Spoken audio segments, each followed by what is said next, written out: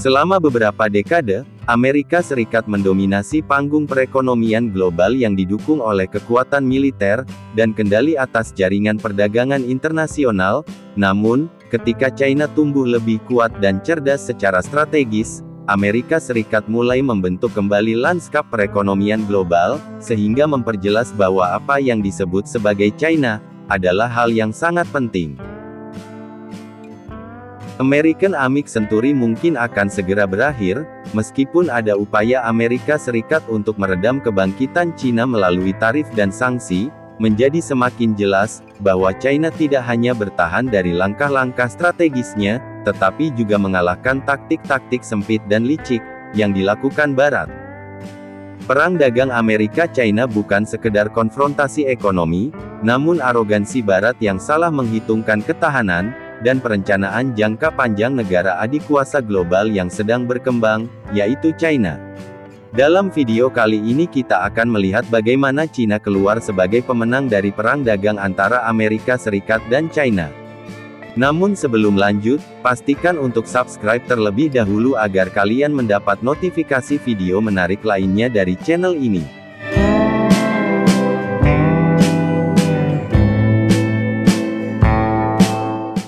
Ketika Presiden Donald Trump meluncurkan perang dagang, tujuannya sederhana, yaitu untuk mengurangi defisit perdagangan Amerika Serikat, dan menciptakan lapangan kerja di sektor manufaktur. Dan ia percaya bahwa dengan mengenakan tarif terhadap barang-barang China, ia dapat membalikkan ketidakseimbangan ekonomi selama puluhan tahun. Hal yang tidak dapat diantisipasi oleh Amerika Serikat adalah ketahanan China, dan kualitas pandangan ke depan yang strategis, yang membuat perekonomiannya tidak hanya lebih kuat, tetapi juga lebih mendiversifikasi hasilnya.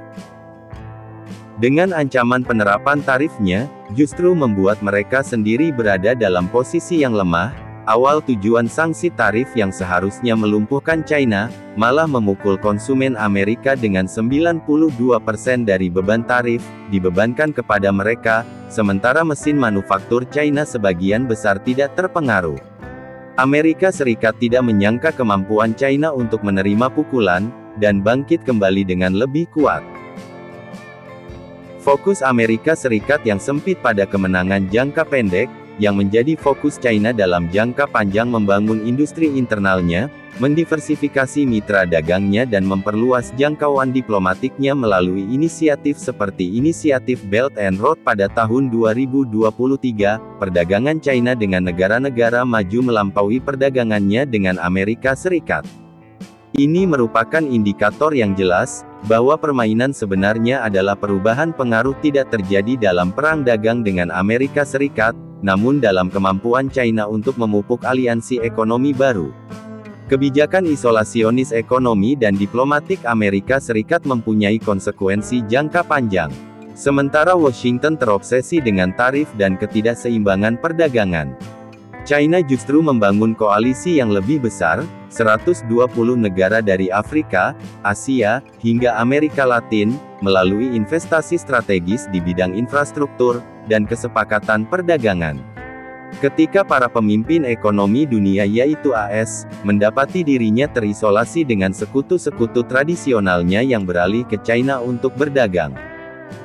Sebaliknya, kemitraan dan keselarasan politik China muncul tidak hanya sebagai sebuah negara pemain ekonomi yang dominan, tetapi juga sebagai suara global terkemuka dalam membentuk kembali struktur pemerintahan internasional, agar lebih mencerminkan realitas.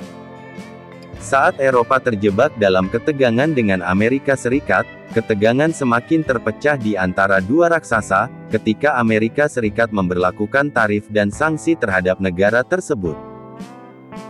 Eropa yang tereliminasi terpaksa mencari kemitraan ekonomi alternatif, namun tidak seperti Amerika Serikat yang berfokus untuk mengganggu China. China menjangkau Eropa dengan menawarkan perjanjian perdagangan, yang menekankan saling menguntungkan, dan kolaborasi jangka panjang. Para pemimpin Eropa semakin menyadari bahwa bersekutu dengan Amerika Serikat mungkin tidak akan berhasil. Kepentingan terbaik mereka karena China menjadi mitra paling penting bagi perdagangan global, dan stabilitas geopolitik Uni Eropa yang pernah menjadi pendukung setia tatanan liberal yang dipimpin Amerika Serikat, kini berada dalam posisi genting yang terpaksa menghadapi realitas ekonomi baru, di mana pengaruh China begitu pesat. Memperluas fokus Amerika Serikat pada tarif juga mengabaikan dampak buruk terhadap rakyatnya sendiri, khususnya para petani. China adalah salah satu pembeli terbesar produk pertanian Amerika Serikat termasuk kedelai, namun ketika China beralih ke pemasok alternatif seperti Brazil, Argentina, dan Rusia, Amerika Serikat juga mengabaikan dampak buruk terhadap rakyat Amerika Serikat, khususnya para petani. Sektor ini mengalami pukulan besar. Persentase kedelai Amerika Serikat yang diekspor ke China turun dari 40% pada tahun 2016 menjadi hanya 18% pada tahun 2024. Hal ini bukan hanya kemunduran kecil, namun juga mewakili miliaran dolar dalam kerugian, dan pukulan besar bagi rakyat Amerika khususnya petani, sementara pemerintah Amerika Serikat menawarkan subsidi. Subsidi tersebut sayangnya tidak cukup untuk mengimbangi kerugian jangka panjang. Para petani khususnya di wilayah Barat Tengah, menghadapi kebangkrutan karena mata pencaharian mereka dihancurkan oleh kebijakan yang dirancang untuk mengisolasi China, sementara China jauh dari sikap pasif dan bekerja secara agresif, untuk mengamankan masa depan pertaniannya melalui kesepakatan perdagangan baru, dengan Brazil dan Argentina. China secara signifikan meningkatkan impor kedelai dari negara-negara tersebut dari 46% pada tahun 2016 menjadi 70% pada tahun 2023, namun hal ini bukan hanya tentang mengamankan impor kedelai, hal ini juga merupakan bagian dari strategi yang lebih luas, untuk membangun rantai pasokan pertanian yang terdiversifikasi dan tangguh, yang akan melindungi China dari volatilitas perang perdagangan global. Investasi strategis China dalam infrastruktur fasilitas pelabuhan, dan jaringan logistik di Amerika Selatan, memastikan bahwa China tidak bergantung pada pemasok manapun. Pada tahun 2023, keamanan pertanian China bukan sekedar respons terhadap perang dagang, namun merupakan langkah yang diperhitungkan untuk mengurangi ketergantungan pada Amerika Serikat, dan memposisikan diri sebagai pemain sentral dalam pasar pangan global. Pada peralihan ini, pola perdagangan global sangat penting untuk memahami bagaimana China telah mengungguli negara-negara barat, tidak hanya di bidang pertanian, tetapi juga di hampir semua sektor. Pada saat Amerika Serikat menyadari dampak aliansi strategis China, namun sudah terlambat. Walaupun penerapan tarif dan propaganda Amerika untuk China, yang bertujuan untuk melemahkan posisi China, namun kecerdasan diplomatik investasi dan kemitraan ekonomi strategis China, dalam jangka panjanglah yang memungkinkan China memperkuat posisinya sebagai kekuatan global yang dominan. Terlebih lagi inisiatif Belt and Road BRI China telah berubah secara mendasar lanskap perdagangan global dengan berinvestasi di bidang infrastruktur, dan mendorong perjanjian perdagangan dengan lebih dari 120 negara. China tidak hanya mengamankan jalur perdagangan yang penting, namun juga telah menciptakan tatanan ekonomi baru, di mana Amerika Serikat tidak lagi menjadi pemain utama. Sementara Amerika Serikat terlibat dalam perdagangan yang mahal dan tidak efektif, China diam-diam membangun jaringan globalnya sendiri, seperti BRI telah menciptakan peluang perdagangan senilai triliunan dolar dan pengaruhnya terus berkembang. Strategi isolasi ekonomi Amerika Serikat yang bersikeras menerapkan tarif dan sanksi terhadap China, justru hanya melemahkan posisi globalnya, sementara China fokus memperluas pengaruhnya dan mengintegrasikan dirinya ke dalam perekonomian global. Kini Amerika Serikat menjadi lebih bergantung pada China, terutama di sektor-sektor seperti pertanian dan tanah jarang atau mineral langka. China yang dulunya merupakan target tarif Amerika Serikat, kini menjadi kunci utama perekonomian tatanan global, sementara Amerika Serikat masih terperosok dalam stagnasi ekonomi dan isolasi politik. Pada saat ini, jelas bahwa perang dagang Amerika Serikat melawan China bukan hanya sekedar perang dagang. Kegagalan itu sebuah kesalahan strategis yang sangat merugikan Amerika Serikat. Kebangkitan China di tingkat global tidak dapat dihentikan, dan posisinya sebagai pemain sentral dalam perdagangan global dan geopolitik kini sudah mengakar kuat, karena Amerika Serikat terus berpegang teguh pada pendekatan tarif dan isolasionisme yang sudah ketinggalan zaman. Strategi diversifikasi komprehensif China, diplomasi dan investasi setelah memastikan bahwa hal ini akan memimpin perekonomian global selama beberapa dekade mendatang. Keinginan Barat untuk mempertahankan dominasi melalui perang dagang dan sanksi, telah gagal mengenali perubahan sifat kekuatan global. China tidak hanya bertahan dari perdagangan Amerika Serikat. China telah memanfaatkan konflik untuk mendorong dirinya mencapai puncak dengan memperluas pengaruh ekonominya, dan mengamankan sumber daya penting dan menciptakan jaringan perdagangan global yang baru. China telah memastikan posisinya sebagai kekuatan ekonomi dominan di dunia. Perang dagang pernah dilihat sebagai alat untuk melemahkan China, justru menjadi bumerang bagi AS sendiri dan kemenangan untuk China. Satu hal yang pasti, China telah muncul sebagai pemenang dan Barat kini harus memperhitungkan dunia baru, di mana China mengambil alih kendali ekonomi masa depan. Pertanyaannya bukan lagi apakah Amerika Serikat dapat pulih dari kesalahan langkah strategis ini, namun bagaimana Amerika Serikat akan beradaptasi dengan kondisi tersebut.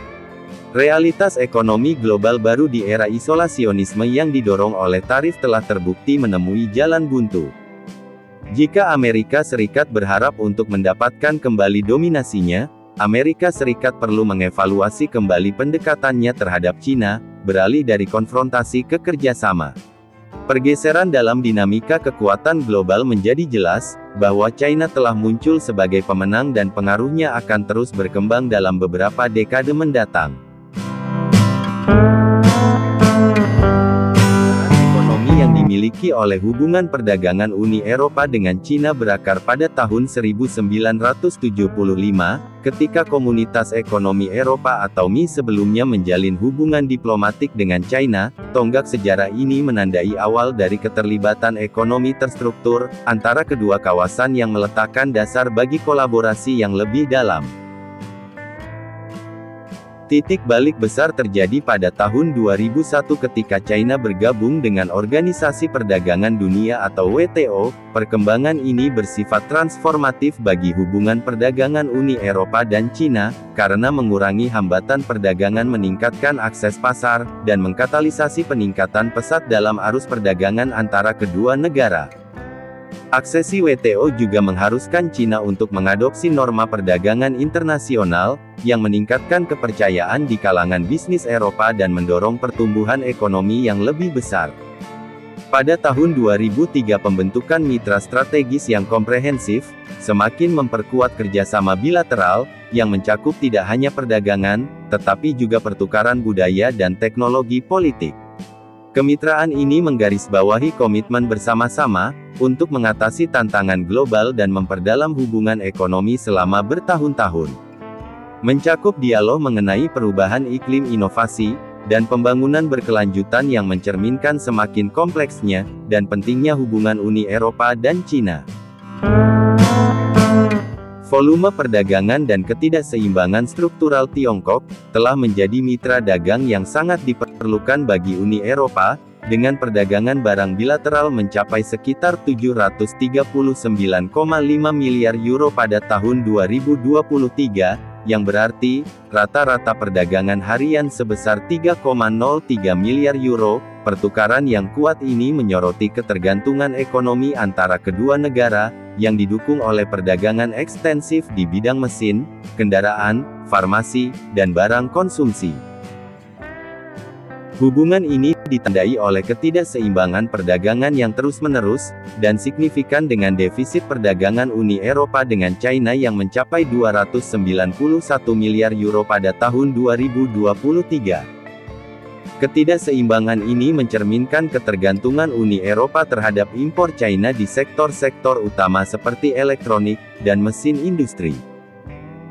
Tinjauan lebih dekat terhadap perdagangan dinamika mengungkapkan peran penting mesin dan peralatan transportasi dalam perdagangan bilateral pada tahun 2023. Uni Eropa mengekspor mesin dan peralatan transportasi senilai sekitar 114 miliar euro ke China, dan mengimpor hampir 296 miliar euro dalam kategori elektronik, khususnya peralatan telekomunikasi, menonjol sebagai segmen impor utama dengan Uni Eropa mengimpor produk-produk tersebut senilai 56,3 miliar euro dari China.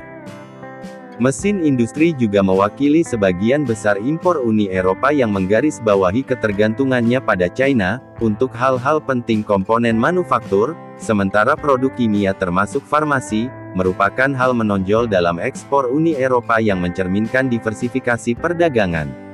Meskipun volume perdagangannya mengesankan, Uni Eropa menghadapi banyak tantangan dalam hubungan ekonominya dengan China.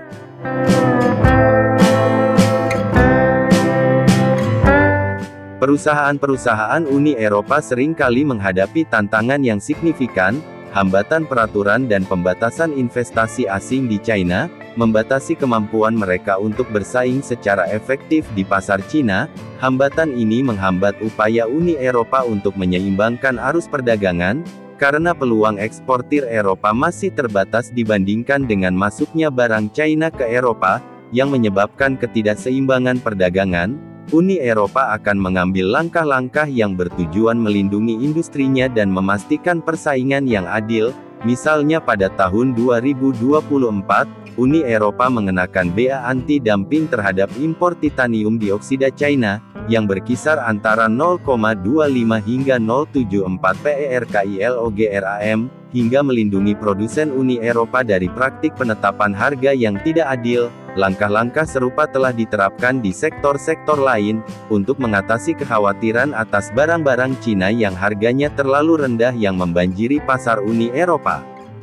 Saling ketergantungan ekonomi antara Uni Eropa dan Cina telah membawa manfaat yang signifikan, dan juga menimbulkan pertanyaan-pertanyaan krisis mengenai keberlanjutan dan keadilan. Ketergantungan Uni Eropa pada impor Cina untuk barang-barang penting, dan perjuangannya untuk menembus pasar Cina telah menggarisbawahi perlunya penyesuaian kebijakan strategis. Dialog dan negosiasi tetap menjadi kunci untuk mengatasi tantangan-tantangan ini, dan kedua belah pihak berupaya mempertahankan kemitraan yang tidak hanya kuat secara ekonomi tetapi juga adil. Dan perkembangan yang saling menguntungkan seperti, terhentinya ratifikasi perjanjian komprehensif mengenai investasi, dan penerapan langkah-langkah pertahanan perdagangan, mencerminkan kompleksitas dalam menavigasi hubungan multifaset ini, karena kedua perekonomian terus berupaya menemukan landasan bersama dalam kebijakan perdagangan, dan mengatasi masalah-masalah sistemik akan menjadi hal yang sangat penting untuk memastikan stabilitas jangka panjang, dan kemakmuran kemitraan mereka. Meningkatnya ketegangan perdagangan dalam beberapa tahun terakhir, ditandai dengan meningkatnya ketegangan dalam hubungan perdagangan antara Uni Eropa dan Cina. Pada tahun 2023 Uni Eropa melalui kebijakan anti-subsidi penyelidikan terhadap impor kendaraan listrik China, dengan alasan bahwa subsidi negara dalam jumlah besar memberikan keunggulan kompetitif yang tidak adil bagi produsen Cina. Langkah ini dipandang sebagai bagian dari upaya Uni Eropa yang lebih luas, untuk melindungi industrinya dari histori pasar yang disebabkan oleh kebijakan ekonomi Cina, yang didorong oleh negara yang menjadi tujuan penyelidikan tersebut. Untuk memastikan level playing field bagi para pembuat mobil Eropa, yang menghadapi tekanan yang semakin besar dari lonjakan EVs China dengan harga terjangkau yang memasuki pasar Uni Eropa. Cina merespon dengan cepat, pada tahun 2020 dengan meluncurkan investigasi anti-dumping, yang menargetkan ekspor utama Eropa, seperti daging babi, dan produk susu. Investigasi tersebut dianggap sebagai tindakan pembalasan yang meningkatkan ketegangan perdagangan antara kedua kekuatan ekonomi tersebut. Perselisihan tersebut semakin meningkat pada akhir-akhir ini. Pada tahun 2024 ini, ketika China mengajukan gugatan terhadap Uni Eropa ke Organisasi Perdagangan Dunia, atau WTO, Kasus ini menantang tindakan anti-subsidi Uni Eropa, dan menuduhnya melanggar peraturan perdagangan internasional. Namun di balik ketegangan perdagangan Uni Eropa dan Cina, yang paling mengejutkan lagi adalah, negara-negara barat termasuk negara-negara anggota Uni Eropa, telah mulai mencari cara untuk mengurangi ketergantungan pada dolar Amerika Serikat, seperti Prancis dan Jerman, telah mengambil langkah-langkah dalam hal ini. Prancis telah membuat kemajuan penting dalam merangkul perdagangan tanpa mata uang dolar, yang mencerminkan tren yang lebih luas dalam melakukan diversifikasi dari dolar Amerika Serikat dalam transaksi internasional.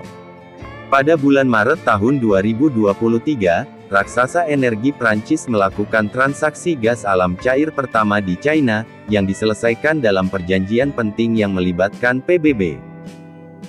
Impor 65.000 ton LNG dari Uni Emirat Arab dipuji sebagai langkah signifikan menuju perluasan penggunaan mata uang lokal di pasar energi global. Transaksi ini segera diikuti oleh perjanjian tambahan termasuk kesepakatan antara Prancis dan perusahaan energi milik negara Cina. Kemitraan ini menyoroti semakin besarnya keinginan perusahaan-perusahaan Perancis untuk terlibat dalam perdagangan di sektor-sektor strategis seperti energi. Langkah-langkah tersebut tidak hanya meningkatkan hubungan perdagangan dengan China, pergeseran ini juga menunjukkan minat Prancis dan China dalam mengurangi ketergantungan pada transaksi dalam mata uang dolar. Bagi Cina, tujuan jangka panjang internasional PBB memperkuat statusnya sebagai mata uang cadangan global. Untuk Prancis, perdagangan dalam mata uang yuan menawarkan peluang untuk memitigasi resiko yang terkait dengan fluktuasi mata uang, dan kebijakan moneter Amerika Serikat, sambil membina hubungan ekonomi yang lebih erat dengan salah satu pasar terbesar di dunia, yang menjadi perhatian Uni Eropa. Dan inisiatif Uni Eropa semakin menyuarakan keprihatinan atas penggunaan dolar Amerika Serikat, khususnya melalui penggunaannya dalam sanksi yang berdampak signifikan terhadap bisnis Eropa, yang beroperasi secara internasional. Sanksi ini telah menyoroti kerentanan dalam sistem keuangan global, di mana dominasi dolar seringkali membuat entitas-entitas Eropa harus mematuhi keputusan kebijakan luar negeri Amerika Serikat. Kegelisahan yang semakin besar ini telah mendorong para pemimpin Uni Eropa untuk mencari cara mengurangi ketergantungan pada dolar, dan meningkatkan peran dalam perdagangan dan keuangan global pada tahun 2023. Pangsa euro dalam valuta asing global cadangan devisa telah menurun hingga 20%, yang menggarisbawahi tantangan yang dihadapi dalam mempertahankan relevansinya sebagai mata uang cadangan utama. Sebagai tanggapannya, para pembuat kebijakan Uni Eropa telah memprioritaskan upaya untuk meningkatkan kedudukan euro di tingkat global, dengan mempromosikan penggunaannya di sektor-sektor strategis, khususnya dalam kontrak energi. Fokus utama Uni Eropa telah mendorong negara-negara anggota untuk mendenominasikan lebih banyak transaksi energi dalam euro, terutama mengingat pergeseran dinamika energi global dan upaya blok untuk menjamin kemandirian energi. Eksplorasi euro digital telah muncul sebagai jalan lain untuk memperkuat posisi mata uang internasional. Euro digital tidak hanya akan memodernisasi infrastruktur keuangan Uni Eropa, tetapi juga memberikan alternatif yang kuat untuk mengurangi transaksi lintas negara, ketergantungan pada mata uang dan sistem pihak ketiga. Inisiatif ini adalah bagian dari strategis yang lebih luas, untuk memastikan euro tetap kompetitif dalam integritas keuangan ekonomi global yang semakin digital di dalam Uni Eropa. Dedolarisasi ini sebenarnya terjadi akibat ulah Amerika Serikat sendiri yang selalu merasa kuat sendiri tanpa memikirkan kepentingan negara lain, seperti kebijakan-kebijakan yang dikeluarkan oleh Amerika Serikat yang selalu mementingkan diri sendiri, dan jika negara-negara lain tidak mengikuti kebijakannya maka diancam dengan sanksi atau pembekuan aset luar negeri. Hal inilah yang mendorong negara-negara maju mencari mata uang alternatif untuk tidak bergantung pada dolar Amerika Serikat.